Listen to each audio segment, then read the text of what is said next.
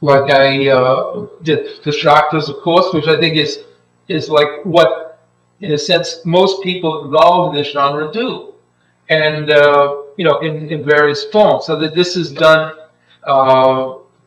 in a sense using the kind of imagery at that time. This was, I don't know, 1970 or something. Uh, that I had in the Theosophical tradition and in the Tibet Hindu traditions. I became very interested in in the 19th century and its reaction. I'm a great fan of Lewis Carroll. This of course is the real Alice Pleasance Adele, and I took that and did like a kind of photorealistic thing, in which the idea of the pralya and the kova, the night and the day of Rama, in a sense, is being contemplated, and it's like her image, her introspection. I thought was perfect. I did this was somebody wanted an actual Nidala commission, like someone whose teacher or guru asked for specific requirements. So I wanted to try a very simple one, but apparently it fulfilled the requirements for her meditation system. I also, for quite a while, I became very interested in paranormal phenomena, and now what has become a tradition in itself, the connection of Eastern mysticism with Western physics. And I was fortunate a long time ago to be connected with Professor Deepak Brown, who was one of the first people to take paranormal phenomena seriously and work with it, and brought over Swami Vivekananda to the United States. And so I had lots of interesting talks, and in a sense became influenced and interested in mind physics a lot sooner than other people, and began to see the connections. So that, like, I call it the burning of samsara, mind physics, which is the Buddhist way of life. And I used Pauline Stanislawa, Poland's greatest medium. That's like ectoplasm coming out of her mouth, going to form something, as like the imagery. Now, like I said, like flames are like something that you'll find in many of the practitioners of visionary. I see it all, like Blake had flames all over the place. Those are, again, like flame. They tend to take something that is a static format and make it dynamic, so that you get the polarity between stasis and dynamism, in other words, Apollo and Dionysus, and so that you can keep both of those things going at the same time. This is like almost like kind of religious syncretism with Hinduism on the outside, Christianity in, and then like a kind of methodological religious experience inward, to finally going inward to a personal mystical return. Again, this, in a sense, these are all being influenced by kind of Tibetan imagery. Again, in the oral form, combined with prophetic, like things like the end of the world, forms coming back on themselves. The house of the self. I'm starting to integrate both Eastern and Western imagery. Here, I want to take it like mysticism has negative aspects. So I thought that if you, in a sense, inverse the effect of a person, of a mystical experience on themselves, would always appear to be positive. There's a great negative dark night of the soul that many of the great books like John of the Cross, great mystic, talked about, is that if you were to have that experience, how would you depict it? So I thought that it must have the same kind of integration with the universe, the sense of total unity, of no longer there being dichotomies to things, And so that I thought of like inversing the human body in relation to the universe. So it's a topological inversion of where you are at one, like all your organs spread out and connect to the universe. And like your skin forms again that situation where you have you can see across and see the back of your head, so that you feel a total unification throughout the universe, but yet you are now in a sense totally alone. This was like kind of a story of a guy walking along with his dog, and he got inversed, and the dog simply got enlarged and is now watching the moon rotate around the Earth. All the rest of the like the star systems and galaxies have been miniaturized in the opposite way. This was I was interested in the form of the chort, which is a kind of a mandala made into like a kind of pagoda-like form, a temple. And that so I said, this to me would be an interesting way to have a studio for myself, and what I use as the part. So like I took like an extinct volcano, I tore the top off from the Chrysler Building. Things like I'm very interested in Zeppelins, and now they make a tremendous comeback. I would have like Babbitt's atom. Babbitt was a person who dealt with color healing theory in the 19th century, and he proposed an atom which is very much like the chakra system. So I like a miniature of the Great Pyramid, like Kleinbauer House, which I'll talk about later, like kind of mythic animals, a raft of things. Like this would be out of the middle of the ocean. But this one is on the black hole, representing the universe as if you collected all the black holes into one place, that then you could randomize the entire system of the universe, but then you would reach, as physicists would say, a kind of alpha random, which would then lead you to a systemic flowering of the universe, which in Teilhard de Chardin's evolutionary sense would be the omega point. And that so it was here I began to introduce my system of dimensions of spatiality and temporality. They are essentially like point, line, plane, solid, solenoid, void, round, and metaspace, instant, interval, succession, neurons, time, eternity, hypraxis, zeit, and metatime. And that these would be like what I would later develop and make cognates with people who talked about like higher levels of existence or higher realms, or there being a hierarchy or a holyarchy. I think that we could combine all of the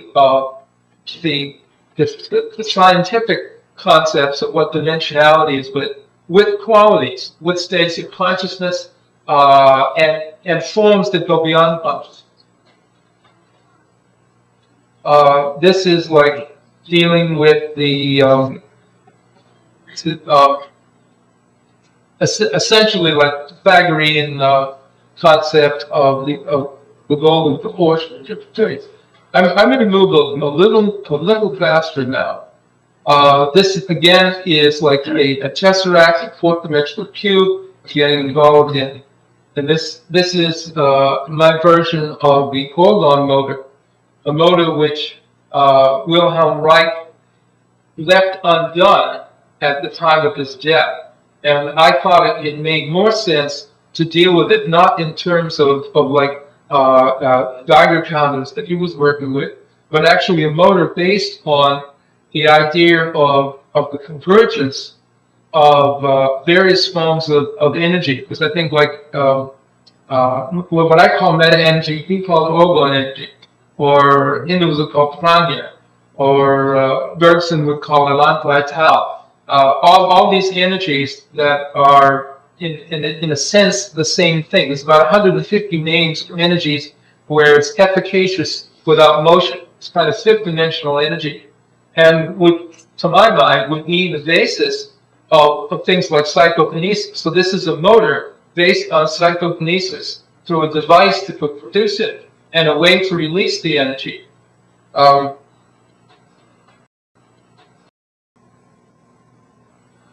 This is we call this the Pentaton, which I would say like would be an inhabitant of the fifth dimension that would be able to converge the concepts of spirit and matter together. I think that in our present nomenclature, you tend to use those as almost value judgments on things.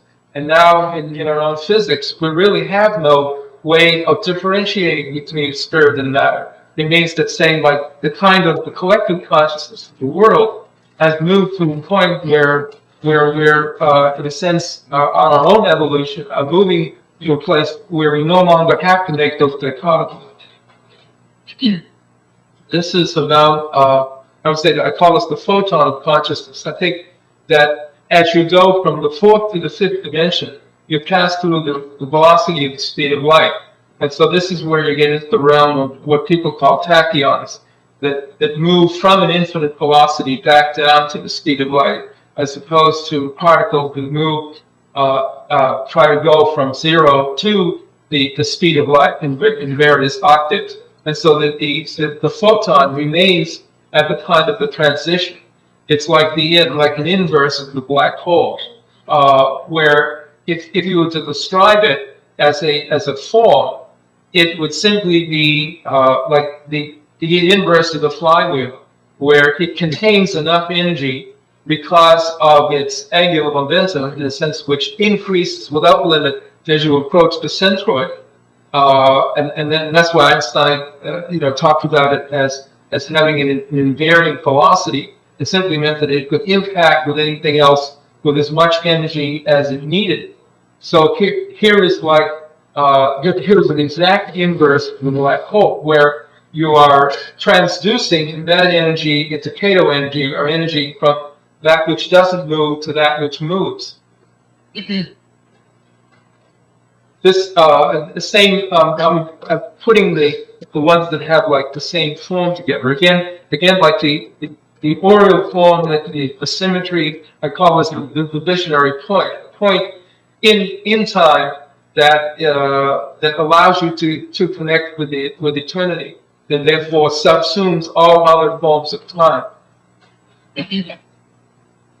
This is the painting that I worked out my system of revelation as being involved with the mystical, the prophetic, and the sacramental, and how symbolism and myth actually work. I feel like a symbol is really for us the subjective reaction going from the fourth to the fifth dimensional realm, and so that it involves an inverse of the epistemic model. Normally, when you know something, you feel you are active and the knowledge is passive, and therefore any occasion of knowing is essentially unsatisfactory, because you move like a power trip from one position of knowing to another.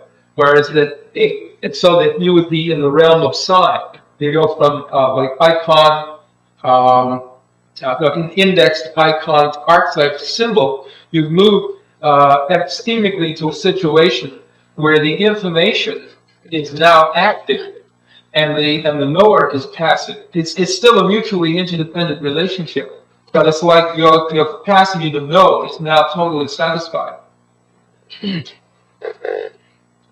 Okay, this is on to the third part, which is kind of the Western medieval world, because this has like been a great source of visionary art for many people, especially.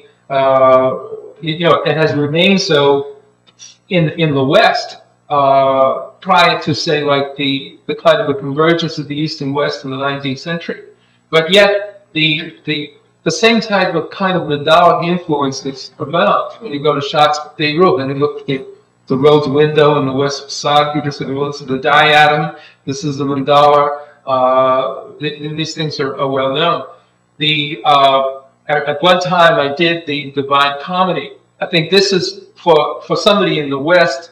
This is a kind of a given task that must be done. Like Blake did it, Botticelli did it. Of course, Giotto, who was contemporary of Dante, who was the first one to do it. So there were numerous people, about 37 people, I think, that have moved into the visionary genre long enough to be involved in it, because this is like the sine qua non of a visionary painter, a person who has a dream or a vision, and it ends with the Paradiso, with a connection to see the vision of God. This is what's the Inferno. I said that this is a triptych. I set it up where I would have a cross section of the Inferno, an elevation of the Mount Purgatory, and a cross section of the medieval cosmos.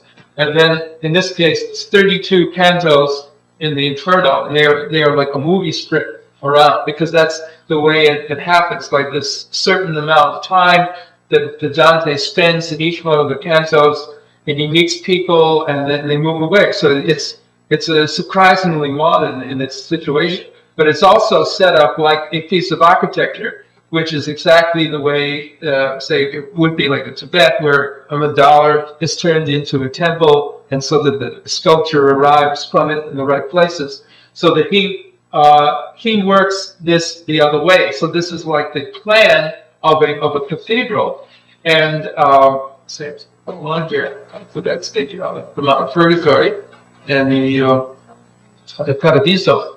That there's the celestial rows, or the kind of seating arrangement for the beatification. And I thought that what he was actually talking about was that, to my mind, the best way to illustrate this now in the future would be to actually create an artificial planet at the orbit of Sirius, the asteroid belt, that you could use the material at that point to create a gigantic planet that would be 64,000 miles in diameter, and that you could actually duplicate everything that went on in the medieval cosmos. And then through advancements in holography, we now have them for vision, for hearing, and we soon have them for all the other senses, that you could have a person actually go through the 1 week that it takes for the Divine Comedy and reenact the entire thing, like Virgil would be a hologram. And this sounds like like a Star Wars thing, but I'd done this in like 1975. This was one of a real early manus from 1963, where I'd just gone to Notre Dame, and I liked the gargoyles and the kind of like faith reason dichotomy that runs through the whole through that whole cover. I began actually kind of making copies of the Gothic Kells.